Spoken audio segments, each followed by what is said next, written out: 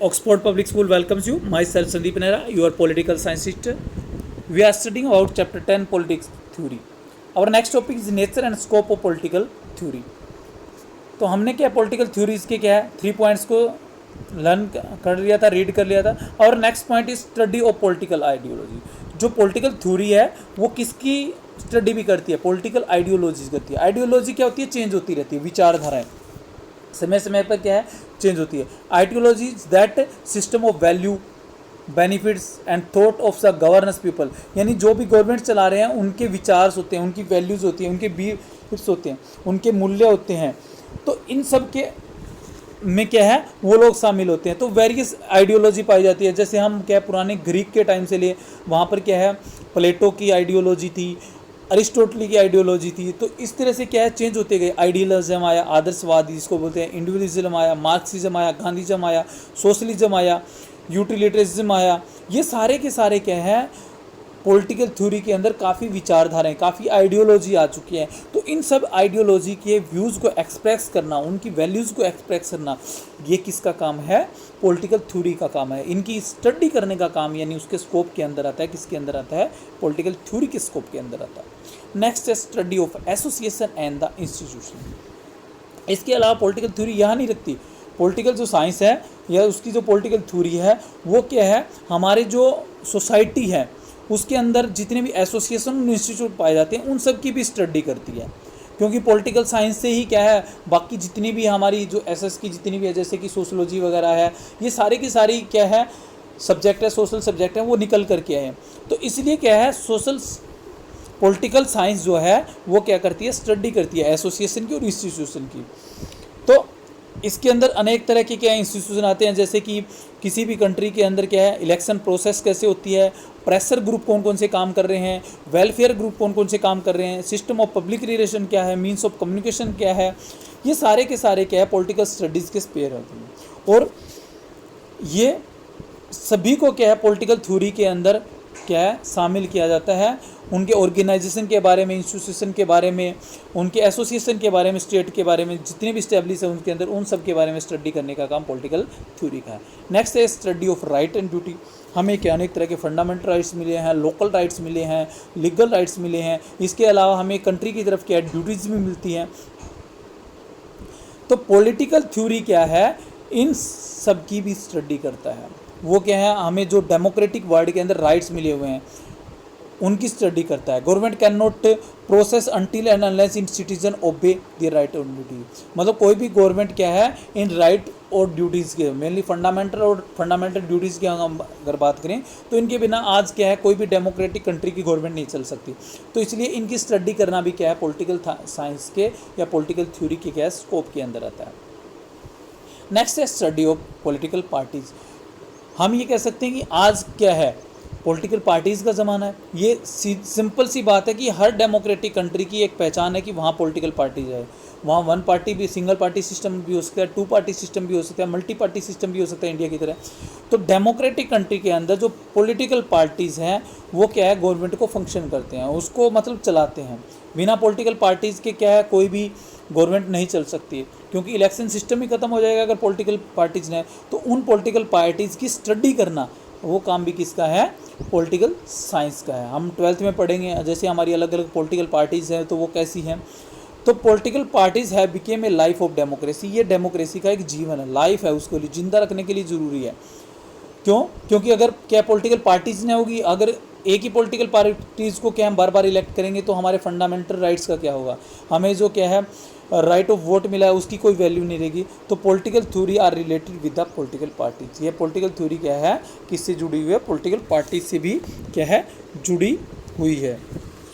Next है inter disciplinary study यानी अंतर अनुशासन. पॉलिटिकल थ्योरी क्या है? स्टडी के जो सभी सब्जेक्ट हैं ह्यूमन बिहेवियर को भी क्या करता है? यह क्या है स्टडी करता है. यानी हमारी इकोनॉमिक, पॉलिटिक्स, रीजनल, एजुकेशन. मैंने आपको पहले ही बताया कि जितनी भी ये क्या है एसएसटी के सब्जेक्ट्स होते हैं, एसएस से निकले हुए सब्जेक्ट हैं, वो ज़्यादातर पॉलिटिकल साइंस से निकले हुए हैं.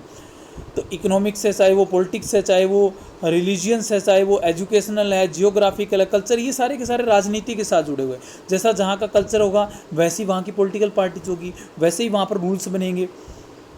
ठीक है, जैसा जहाँ का जियोग्राफिकल स्ट्रक्चर होगा वैसे ही वहाँ के रूल्स बनाए जाएंगे। तो ये सारी चीज़ें क्या है, पॉलिटिकल साइंस को क्या करती है, इफेक्ट करती है। तो इसके लिए क्या है, इंटर डिसिप्लिनरी स्टडी का होना क्या है, ज़रूरी है। और ये सब क्या है, पॉलिटिकल थ्योरीज की स्टडी इनके द्वारा की जाती है। नेक्स्ट है इंपीरियल एंड बिहेवियर, यानी व्यवहारवाद को जन्म देना। तो पॉलिटिकल थ्योरीज की ये अलग से फीचर्स भी है, या उसकी नेचर्स है, स्कोप है कि वो क्या है, बिहेवियर भी है। Political theories collect fact and figures on the basis of experience के अकॉर्डिंग बेसिस। हम ये साइंस की तरह एक्सपेरिमेंट तो नहीं कर सकते कि हम ऐसा करेंगे तो हमारा क्या है, ये केमिकल को इन दो केमिकल को मिलाने की। तो इसके अंदर क्या है, एक्सपीरियंस के बेस के ऊपर क्या है, इंपीरियल और बिहेवियरल निकलता है, करके सामने आता है।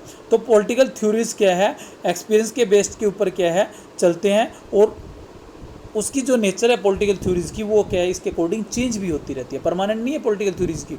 क्योंकि जैसे जैसे सोसाइटी के अंदर चेंज आते जाएंगे, व्यूज़ के अंदर चेंज आते जाएंगे, वैसे वैसे क्या है, पॉलिटिकल थ्योरी। जैसे मान लो कि मैं एग्जांपल देता हूँ, सती प्रथा थी एक, मतलब इंडिया के अंदर प्रथा चलती थी जिसके अंदर क्या, किसी वाइफ को उसके हस्बैंड की डेथ के साथ जला दिया था। उस टाइम अच्छी मानी जाती थी इंडिया के अंदर।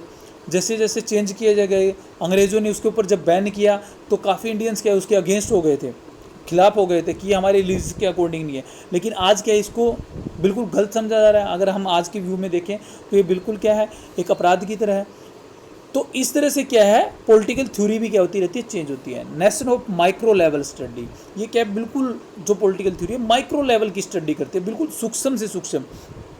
ये स्मॉल यूनिट्स जो हमारी होती है उनके स्ट्रक्चर को एनालाइज करने के लिए, उनके ऑर्गेनाइजेशन के बारे में बताने के लिए ये मैक्रो लेवल पर तो करती है, लेकिन माइक्रो लेवल पर भी क्या है, उनकी स्टडी करती है। नेक्स्ट है स्टडी बाय साइंटिफिक मेथड।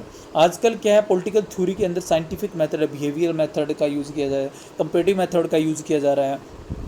तो इन सब मेथड के द्वारा भी क्या है, थ्योरिस्ट क्या है, इनकी स्टडी करते हैं। तो नेचर ऑफ जो पॉलिटिकल थ्योरी है उसको हम ये नहीं कह सकते कि बिल्कुल सोशल है, हम इसको ये भी कह सकते हैं कि पॉलिटिकल जो थ्योरी है वो साइंटिफिक है। इसीलिए पॉलिटिकल के आगे साइंस वर्ड का यूज़ किया जाता है कि राजनीति भी क्या है, आजकल एक विज्ञान है, इनके अंदर क्या भविष्यवाणी की जा सकती है, बताया जा सकता है कि इन फ्यूचर क्या हो सकता है।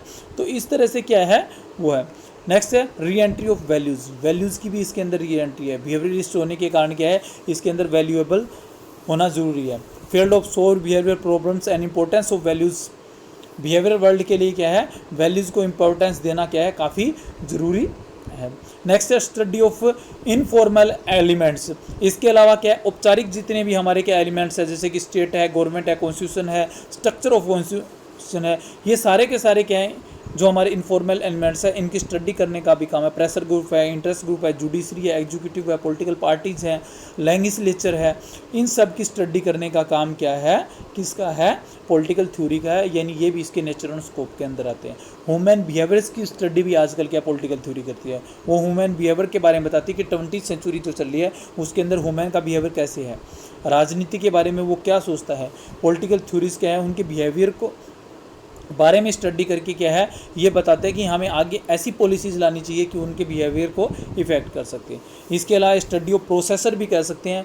हम ये नहीं कह सकते कि आज क्या पॉलिटिकल थ्योरी एक रुकी हुई है, ये प्रोसेस चलती रहती है इसके अंदर, नेशंस के अंदर से, कि political process is always a legal process. यानी राजनीति के अंदर जो प्रोसेस चलते हैं वो लीगल है, बिल्कुल गैर कानून नहीं होते, वो लीगल होते हैं। तो वो क्या है, इंटरनेशनल पॉलिटिक्स के बारे में भी क्या स्टडी करते हैं।